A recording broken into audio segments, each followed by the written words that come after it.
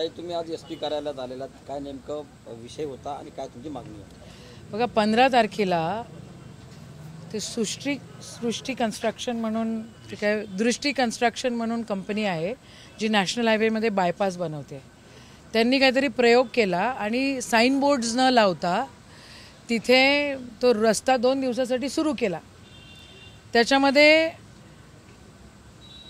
एक ट्रक पोलीसच्या व्हॅनला धडकला. पोलीसची व्हॅन आमच्या अळसपुरे म्हणून आमचा एक मुलगा आहे त्याला धडकली आणि तो ऑन स्पॉट गेला. पोलिसांनी FIR त्याच्या भावाचा नाही घेतला, पोलिसांचा घेतला. बरं ठीक आहे, पण जे खरे दोषी आहेत नॅशनल हायवेवाले, तो ट्रकवाला, ते दृष्टी कन्स्ट्रक्शन आणि तो पोलीसवाला, यांच्यावर काहीच नाही. म्हणजे चाललं काय आहे देशामध्ये? मेलं कोण? एक 6 महिन्याचं लेकरू आहे त्या पोरीला, ते जगणार कशी आहे? आणि 22-23 वर्षाची पोरगी आहे.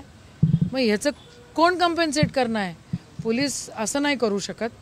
या ठिकाणी जे खरे दोषी आहेत त्यांच्यावर गुन्हा दाखल झाला पाहिजे आणि त्या पोरीला कम्पेन्सेशन मिळालं पाहिजे अशी आमची मागणी आहे. ज्यांनी गुन्हा केला त्यांच्यावर गुन्हे दाखल व्हायला पाहिजे. आता पोलिसांचं सहकार्य मिळालं ते होईल, पोलिसांनी जर सहकार्य नाही केलं तर कसं काय होणार आहे? पोलीस म्हणत असेल की जो मेला तो दोषी, हे नाही चालणार ना. जो मेला त्याची बायको आणि त्याचा लेकराला कम्पेन्सेशन मिळालं पाहिजे, हा आमचा अट्टाहास आहे. आणि जी दादागिरी करून राहिले म्हणजे सृष्टी कन्स्ट्रक्शन काय मोठे लोक आहेत आणि करोडपती आहेत म्हणून काय त्या गरिबालेकडे बघणार नाही, त्यांच्यावर गुन्हे दाखल करणार नाही.